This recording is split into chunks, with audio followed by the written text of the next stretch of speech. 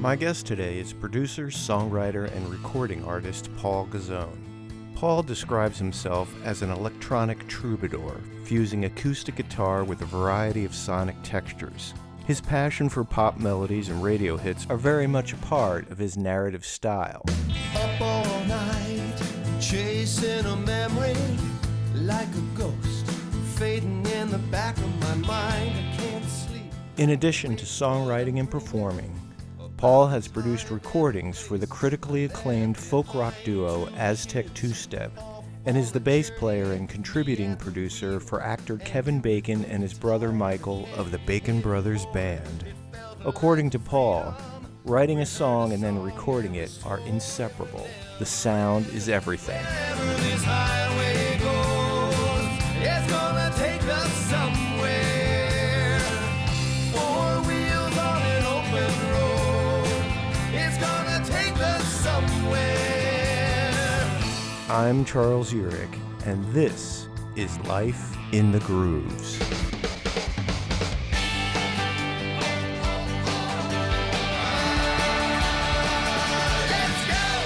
Here is my conversation with Paul Guzzone.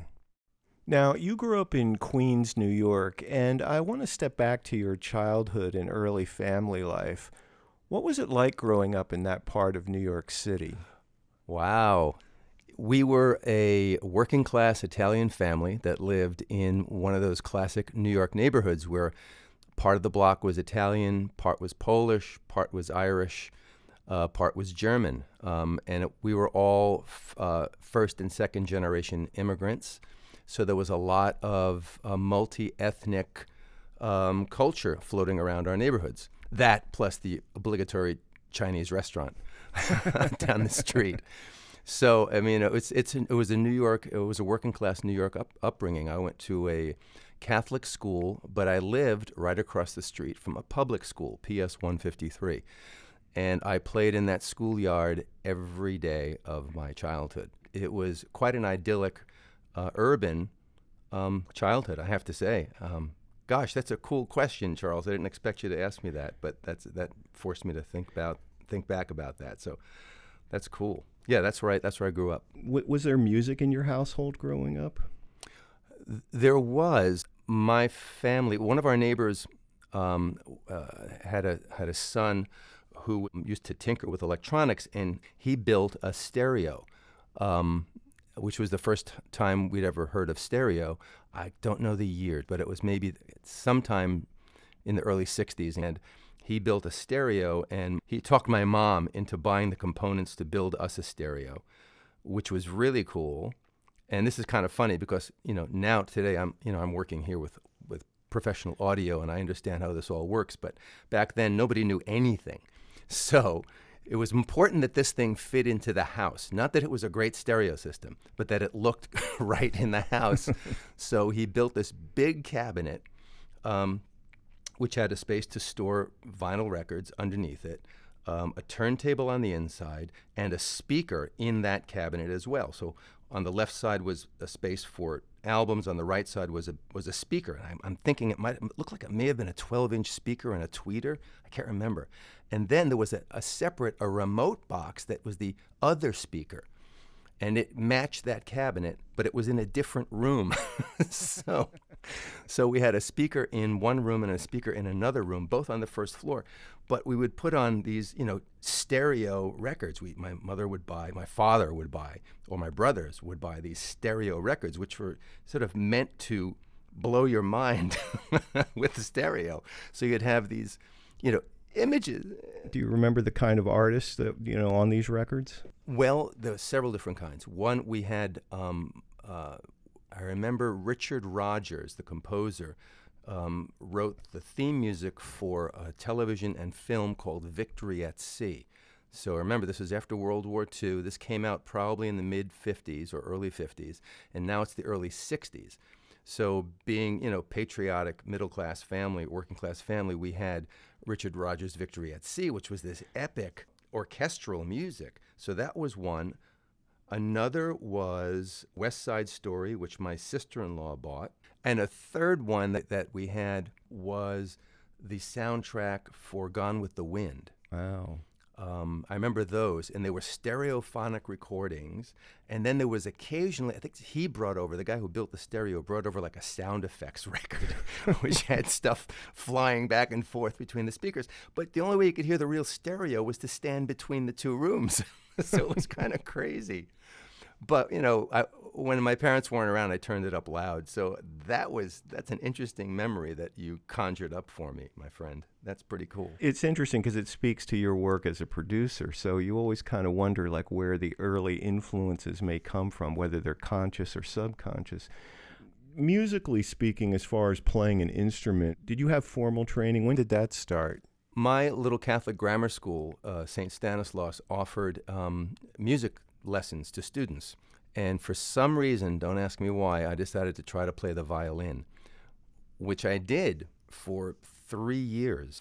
5th, 6th, and 7th grade, I played the violin and took lessons, which was really a nice introduction to music. But we also had a nun, Sister Mary Anacletus, I remember her name, who would once a week give us music lessons. We sang songs from The Sound of Music. We learned scales, solfege. Once a week for an hour, we had a music lesson, which was pretty cool. All of that together added up to an interest in music. And I guess it was when the Beatles came out that I stopped playing the violin and I wanted to play the guitar, of course. Of course, just like the rest of us. Yeah. So you switched from violin to guitar, but when did you actually start playing the bass? I didn't play the bass until I formed my first band in high school. And it was basically somebody had to play the bass. And I think the bass is part of my personality, which is, sort of a foundational thing. I like order. I like people to work together. I'm a mediator by nature. And I think that's really the reason where the bass came from. So I stepped up. I got a little, what was it? The bass was a Hagstrom bass. I bought a little red Hagstrom bass from the music school that I was attending. So I started playing the bass. Do you remember anything about your first gig, first live performance? I remember being really excited but not nervous. I was inexplicably confident, even though I had no right to be as confident as I was. And we did pretty well. It was us and 2 other bands, which was squeezed onto a stage. And we only played one set. There were 3 bands. We played one set. And it was not uneventful, and I felt pretty satisfied. I think I was pretty excited because I thought this could actually work, because we actually got paid. It was amazing. They paid us, I think, $100 or something ridiculous amount of money at the time, because 4 of us walked away with like $25 a piece, and I thought that was amazing, because I could have been working in a grocery store and made less money. So I thought, well, this might work. Do you remember what you did with that $25? I probably stuck it in a bank account. My mother would demand that I did that to save for my college. Any money that I made, I was able to put into a bank account because they were feeding me and clothing me. So I was pretty lucky. What do you remember most about that period? The most memorable performance of that part of my life was actually in high school. I was already in high school, but I guess it was my junior year in high school when I joined the folk club. That's when I went from being like interested in garage music, garage band music, and rock and roll, to thinking about lyrics and songs, and I met a whole different crew of people. I met the guy who would become my bandmate in Revival there, and I met the girl singer who would be the singer in Revival in Folk Club. This is something I guess you should understand, people who don't know Catholic education, especially in the 60s. There were boys' schools and girls' schools that ever mixed, right? Yep. Catholic boys' school, Catholic girls' school. I went to the first regional school, which was a big school called Christ the King High School, which was not co-educational. They called it co-institutional. So literally one side of the building was girls, the other side was boys. The boys were taught by Marist brothers, and the girls were taught by nuns. I don't remember the order. But we would come together at lunchtime and see each other, and we'd have, stay separated during lunch period, but there was this dividing line where the boys could go over and speak to the girls or vice versa, but you couldn't cross over to the other side. It was strange. It was, sexual, segregation. But in folk club, we had girls and boys. So there was a reason to get to join the folk club. Of course, you get to meet after school and hang out with the girls and play music, which was just astonishing. So I joined the folk club.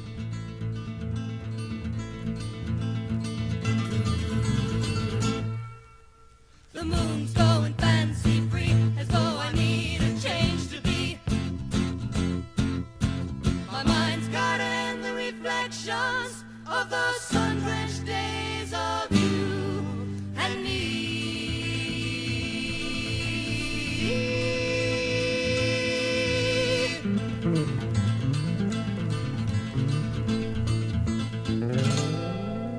We were just listening to your band Revival from your 1972 self-titled debut album and the song Words Number One.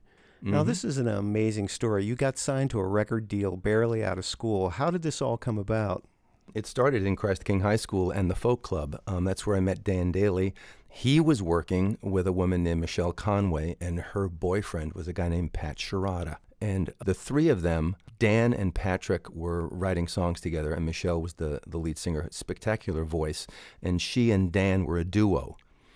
And they were regularly going into Greenwich Village and playing the Hootenanny nights while we were in high school. Like when we were in seniors in high school, they were able to go and play at Folk City and the Gaslight. Oh, yeah, most recently depicted in the television series, The Marvelous Mrs. Maisel. Yes, they did a very accurate representation of it. It was a much smaller club, but the vibe that they depicted was very much the vibe of the place. Anyway, Dan and Michelle would play the coffee bars. They did serve liquor too, so don't ask me how we got in there. But maybe they were just looking the other way, I guess. But anyway, Dan and Michelle would play these venues. And then Danny really wanted to have more of a sound, so he asked me to play bass, and we started singing together as a trio. And then I got my friend Mike Malfeasy, who was the drummer in the Isometric Pickle, to get involved with Dan and Michelle and myself. And the four of us formed a band. It was Patrick and Dan and Michelle that came up with the name Revival. The idea was folk revival. That's what they were referring to. The folk revival of the early 1960s, even though by now it was 67, 68, 69, they were still thinking about it that way. So it was this real cross-pollination of folk music, new styles of folk music, traditional sound, contemporary rock. Danny and I were into the Grateful Dead, so there was a little bit of that, and the Grateful Dead and Poco, country rock. The Love and Spoonful, those are all our influences. So we then started playing every Monday night at Gertie's Folk City, every Tuesday night at the Gaslight. And it was by playing continually at these venues, and then we eventually got a gig at Folk City. Folk City, of course, had a reputation. It was, where Bob Dylan got started and hundreds of other folks. So we were excited to be playing there. And it was at one of those shows that Alan Pepper, actually Stanley Stendowski, saw us first. Didn't know who he was. He didn't say anything to us. He just wandered in. At the time, Alan and Stanley were booking the Village Gate, and were thinking about starting a club, which would become the Bottom Line. And they were thinking about getting into the management business. Actually, they were in the management business. They were managing Carolyn Hester, kind of a legendary folk singer from the New York area. Well, she's from Texas, but she was living in New York because her husband lived in New York, came from New York, so she was living here. And she was a contemporary of Bob Dylan's and Joan Baez. She, I think, was responsible for introducing Dylan to John Hammond at Columbia. So Alan and Stanley were managing Carolyn Hester. Stanley saw us at Folk City. He liked us. He brought down Alan. Alan wasn't totally sold. He had to be sold. They brought down Carolyn Hester to see us, and it was at that point we got really excited because she was there, and they decided to give us a shot and signed us to a management contract. And they set about getting us a record deal. And at the time, Buddha was one of the New York labels that had signing power in New York. Of course, you still had Columbia and RCA and Elektra. They were all here. as well, but there was a lot more interest in what was happening on the West Coast and other parts of the country. Yeah, Buddha Kama Sutra was led by Neil Bogart, That's who right. later went on to form his own label, Casablanca Records. But at that time, didn't he want New York to have more of a presence in the record business? I think he had this idea of working with New York City acts, because in addition to Revival, he also signed Buzzy Linhart and NRBQ at the same time. So we were part of Buzzy Linhart, NRBQ, and Revival were part of the same signings. Yeah, the label had a unique mix of artists. Initially, it was bubblegum acts like Ohio Express and some other one-hit wonders, but the roster also included people like Curtis Mayfield and Bill Withers, Brewer and Shipley, Charlie Daniels. It was a unique mix. Yeah, absolutely, and maybe that's why we fit in, because what we did was very eclectic. You have a young band, you're part of a group of new emerging artists. What did they do for you in terms of promotion? They did a publicity push kind of around New York's revival. You have to remember that 1973, 74, 75, the city was in disarray. It was going bankrupt, and was I think 75 was the year that famous headline from the Daily News, Ford to City Drop Dead. Yep. It was right during that era. So they made a play with New York's own revival. So they kind of connected us to New York is going to come back. Now, what did they do in terms of bookings? Did they put you out on tour? Did you do festivals? We didn't land a big tour opening for a major act, although we did a huge mini festival. We were third on the bill. The headliners were the Byrds. Opening for the Byrds was Richie Havens. Opening for Richie Havens was Revival. So we did have some exposure, and we got to play in front of these huge audiences. So with that kind of exposure, was the album able to gain any kind of traction? For whatever reason, it didn't click. I think I know the reason. Part of the reason why it was the recording, the record, which was all important, was not really produced well, in our opinion. The band was very dissatisfied with the record. It didn't have the punch it should have had. He was not the right guy for the job, and the record did not sound good. And we started working with a different producer and doing demos for the next record, and we started looking for another record deal, which did not materialize, and eventually it just fizzled out. But there was about 3 years, 2.5 to 3 years, where it was very exciting for us. So was it around 1977 when you formed Little Criminals? Actually, 78. Okay. Because what happened was when the Revival broke up, I still, was working around Greenwich Village and playing as a sideman, backing up different people in different places, getting little gigs, the occasional recording session. As a side gig, I started to write. Somewhere along the way, as a sideman, I met David Lulo, and we formed a band called Little Criminals with Harold Magidson and Mike Malfeasy from Revival. And we just started, I used my connections down south to book concerts, and we built up a little a baby band tour. We bought a van, and we got in the van and traveled. Not unlike, the punk rockers and the alternative bands in the 80s. Did a bunch of colleges and a bunch of clubs up and down the East Coast, and we started writing our own songs. Could not get a record deal at the time either. Didn't have management. We were self-managed, but we had a lot of fun. A teacher said, class dismissed. I rode the city bus home from school.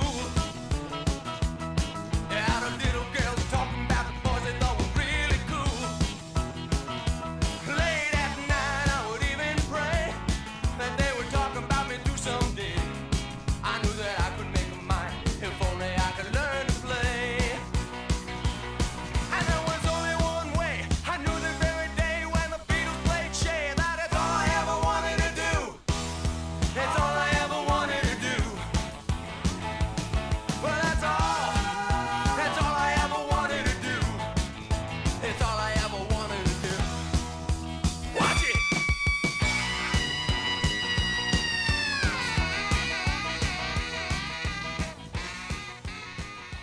Now, we just got a taste of the track All I Ever Wanted to Do from your 1982 debut solo album titled Dancing Room.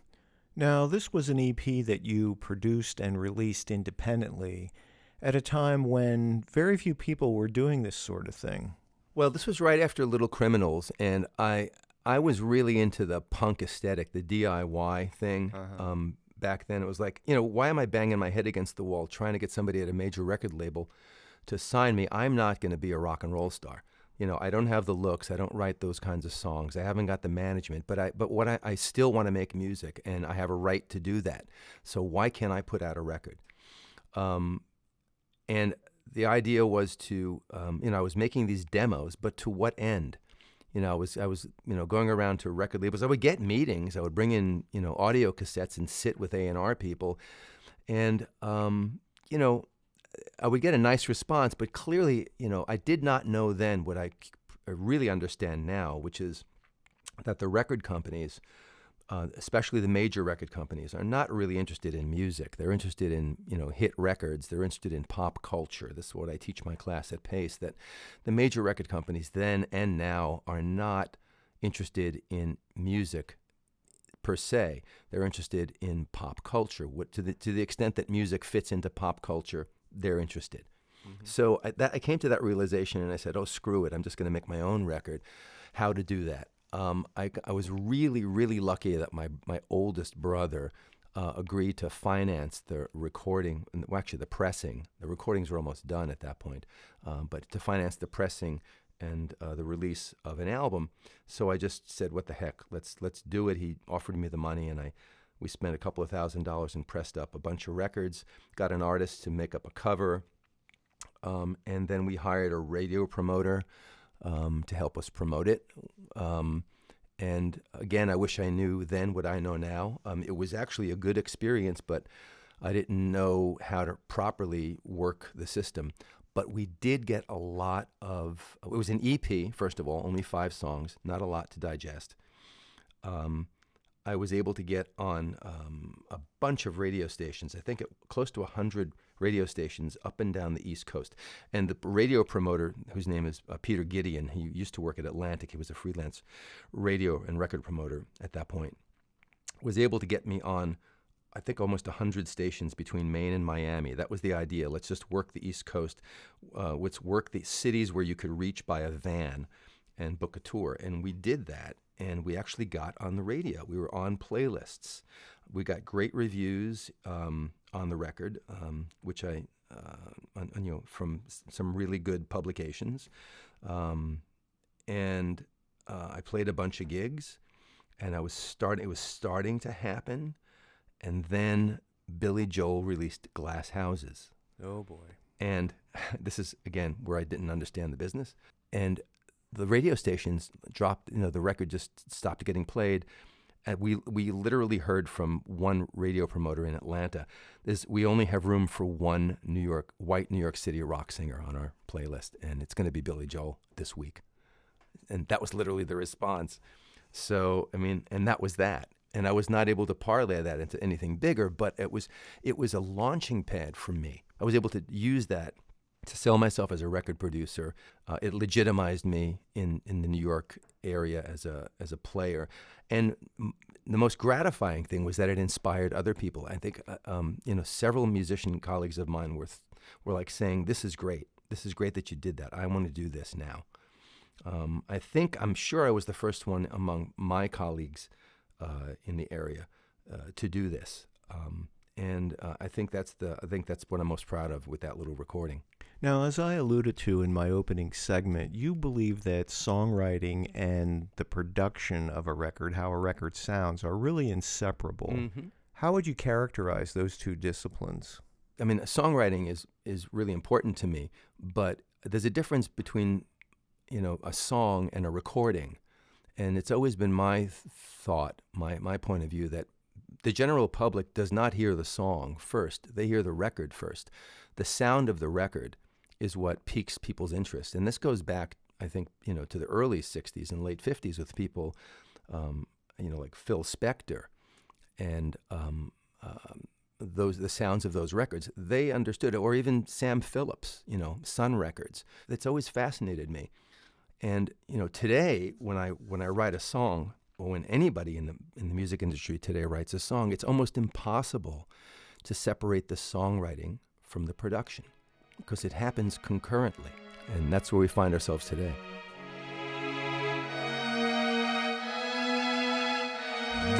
Cheese.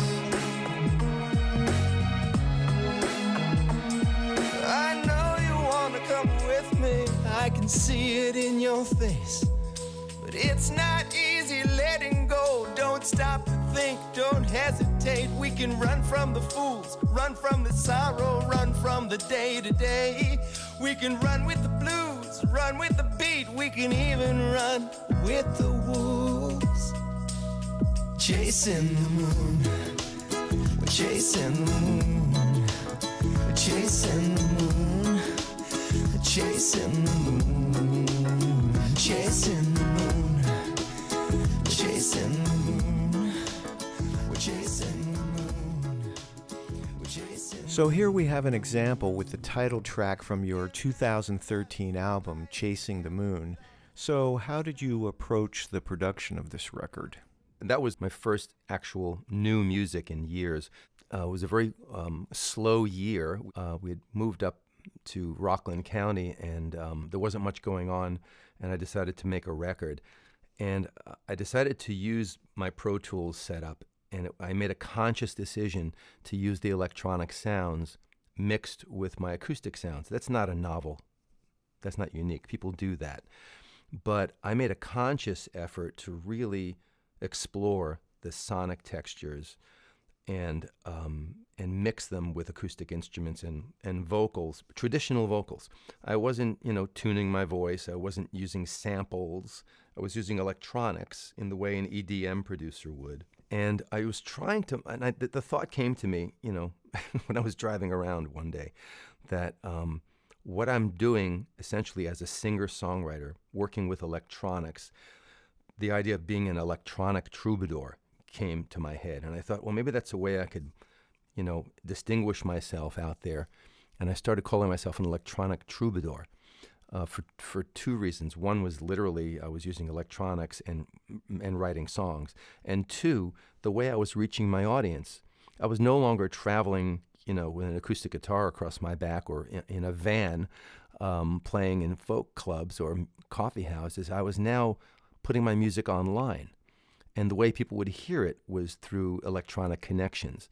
So I think that there's some validity to that. People always say, what do you call your music? What is this? And I don't know how to describe it, so I thought I'd call myself an electronic troubadour. I sent my CD up to DJs that I know, and I got a very curt response from a DJ saying, electronics, yes, troubadour, not so much. So, I got slammed. I don't know if he was just to his benefit, giving him the benefit of the doubt. He was an old school folk DJ, so when a troubadour to him was Woody Guthrie, not what I'm doing. Now, you're also known for your work with the Bacon Brothers Band, both as the bass player and a contributing producer. This is, I believe, a 27-year relationship. How did this all come about? So the story with that is I had worked for many years with Tom Rush, great Tom Rush from New England. I guess it was sometime in the mid or late 80s. Our opening act at the Keswick Theater, somewhere near Philadelphia, was Michael Bacon, who had just moved back to the Philly, New York area, after living in Nashville. He was really an interesting performer. He played acoustic guitar. He was a solo artist, and the cello. And the thing that caught our attention was that he played the cello and sang. He accompanied himself on the cello and sang, and that was unique. And I remember seeing him do that, but not really meeting him then. But he, as I've since come to know, does listen to a lot of music, and he was at the side of the stage and in the theater listening to the Tom Rush Band with an ear towards how Tom's band was structured, which was a little unusual. Tom, had some big records, was not particularly fond of the pop music sound. He's a folk rocker, or a folkie, really. Talk about troubadours. Our band at the time was Tom on guitar, saxophone, flute, percussion, bass, acoustic guitar, piano, vocals. It was this sort of interesting folk ensemble that did not have a rock and roll trap set. There was no rock and roll drummer, but it was very percussive. And unbeknownst to me, Michael took note of that. So in 1994, unbeknownst to me, Kevin and Michael were thinking about putting a band together, and I got a phone call quite out of the blue from Michael saying, "Hey, it's Michael Bacon. My brother and I are forming a band, and you're the bass player." Just like that. Just like that. And I went, "Oh, okay. Well, sure. Why not?" Wow.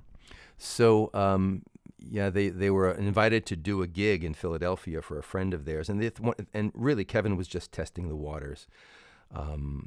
They had been playing music together all their lives, but this was the first time they're going to, formally go out and present themselves as the Bacon Brothers. So Michael invited me in to a session, a test, sort of just a rehearsal that turned out to be really an experiment. And we sat in his little vocal booth at the studio he was in at the time, and Kevin and I and Michael. And I should say that the week prior to this, I had seen Kevin in The River Wild, I think. I had seen him on screen in The River Wild. And, I found myself in the room with him, which was a little unnerving at first, until I realized that at some point he seemed nervous to be around me. And I found out later that he was a little nervous being around musicians. To him, I was this, hotshot professional musician. And to me, he was this pop star, celebrity, amazing actor. Uh-huh. So I was a little nervous about that, and he was a little nervous about being around another musician other than his brother. But when we sang together, it was pretty amazing. We just started singing. I would pop. I'm a harmony singer. And I've always, since high school, Crosby, Stills, and Nash, I've always been an easy harmony singer and a blender. So when Michael and Kevin were singing some of their songs and they asked me to put a harmony on them, I would put my harmony on top. I'm a tenor. So Michael was on the bottom, Kevin had the middle part, and I had the high part. And the blend was really cool. It was really cool. And I had such a great feeling. And they were playing some of their original songs, and one of the songs was Only a Good Woman, which knocked me out. Yeah, really a great song. It is a terrific song. And I came home from the rehearsal and I told my wife, "This is really good. This is not a vanity project. He's really good. They are really good." So they were taking this very seriously. They were very serious, and they were really good. So that was the start of it. And 27 years later, right? yeah, 27 years later, we're still doing it, and they trusted me enough as really an early, their first bandmate, really. It was an easy step to being a co-producer on a record. So our third record I co-produced with Michael and mixed at my studio on 20th Street. And I've since co-produced multiple tracks for them over the years. And they are very generous in giving us credit, and obviously, we get paid. Plus, it's a lot of fun to go out on the road and play live with those guys. Oh, my God. Are you kidding? It's like this is the reason I got into it in the first place. It's hard to top that feeling when you've had a good set. It really is hard to top that. Now, after you released Chasing the Moon, you came out with another series of songs, almost sort of like mini EPs, called the 3-in-1 Project. Mm-hmm. I thought this was a very unique idea because you were basically releasing 3 songs every 3 months. Is that correct? Yeah, that was the idea, a song a month. And I would release a song a month, and then I collected them on a CD. And that was a marketing thing, really, because I was doing house concerts. Uh-huh. And performances, opening up for different artists, and doing solo shows. And it's always good to go out there. The way the business works today is artists make money performing live, and to the extent they could sell merchandise live, that's a critical part of keeping it going. So I always wanted to have new music available whenever I played, and the easiest way to do that was to pump out little mini EPs, these 3 songs at a time. And then at the end of the year, we just decided, instead of putting out a 4th one, or let's just put them all together and call it the 3-in-1 collection. That was the rationale behind it. But it was also good because it challenged me to always have this goal. I got 3 months to get 3 songs fully produced. What's it going to be? Let's go do it. Well, one of those songs from that collection was featured at the top of this program called Wherever the Highway Goes. I'm so glad you chose that to talk about. That's one of my favorite songs, and it's also appropriate to talk about it in this podcast because it's a look back for sure for me. I wrote the music with my best music buddies, Ira Siegel and Frank Velarde. And it's kind of appropriate that I wrote the song with Frank and Ira because it's a song about, getting on the road and playing music, road warrior song, and it's certainly something that I'd done with those guys. But the story goes all the way back to, the story in the song goes all the way back to Revival and Dan Daly, because he and I would travel in the van, the Revival van. We would switch off driving duties. He would be driving and I'd be in the passenger seat or vice versa. And we had a station wagon, which had Mike and Michelle and whoever else was coming with us in the station wagon. So it's a reference to that because we would talk music and write, talk music and listen to music and occasionally write songs while driving. And it's a live track, even though it was done piecemeal. The rhythm section was live. We played it live. And then I just built upon it. And I'm very proud of that song, and I really do love that song. So thank you for pointing that one out. Oh, you're very welcome. It was my pleasure. Earlier we talked about being an electronic troubadour, combining and blending all of those textures with acoustic elements. Both the 3-in-1 collection and Chasing the Moon, I believe, really forged and shaped your identity as songwriter, producer, and recording artist. Thank you. Thank you. Yeah, you have such a great story, and it's been very exciting to hear how your music has evolved over the years. Now, there's one more song from the Chasing the Moon album called The Simple Things, which I think is really appropriate for the times and the world that we're living in. Nice call. Would you mind indulging us with an acoustic version of that particular tune? Sure, I'd be happy to do that. The simple things.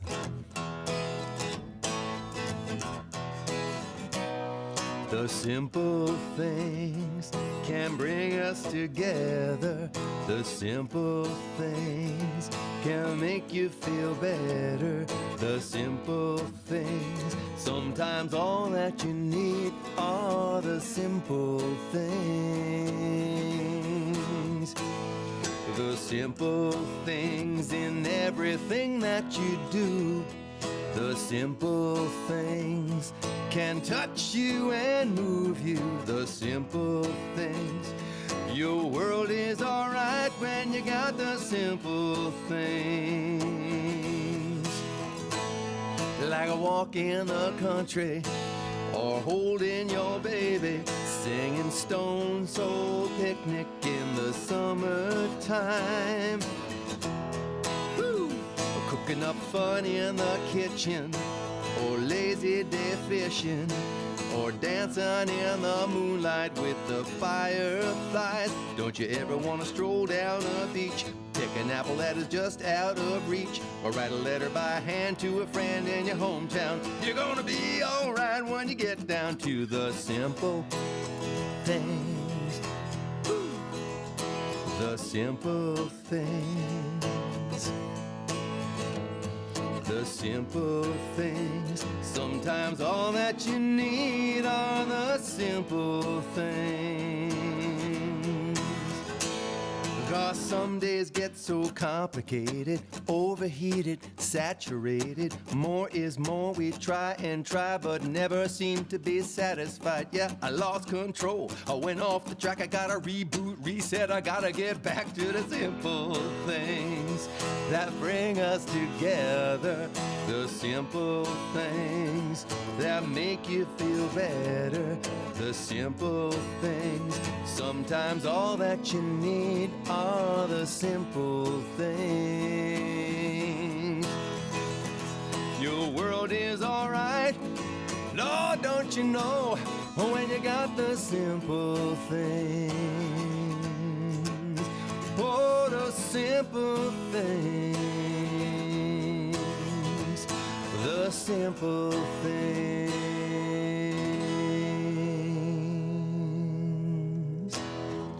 That's how we got through 2020. What a great reminder for so many of us to take a step back and reflect on all those little things that we so often take for granted. So will we see you back out on the road in 2021? Yes, I am booked to perform in our local cultural center here up in Pomona, and we also have dates scheduled with the Bacon Brothers at the moment. Hopefully they will stay in the calendar, and I'm hoping to get out and do some house concerts as well. Thank you so much, Paul, for being my guest today. Fascinating stories. We look forward to more new music and much continued success. Thank you, Charles. Thanks for the opportunity to talk. My thanks to Paul Guzzone for sharing his amazing musical journey with us. You can check out all of Paul's music on Spotify, Apple Music, YouTube, and Amazon Music. And be sure to subscribe to our show by visiting our website at lifeinthegrooves.com or lifeinthegroovespodcast.com. Life in the Grooves is produced by Tour de Force Entertainment Group. If you like what you've heard, please take a moment to share, rate, and review us on your favorite podcast app. I'm Charles Urich. Thanks for listening. It's just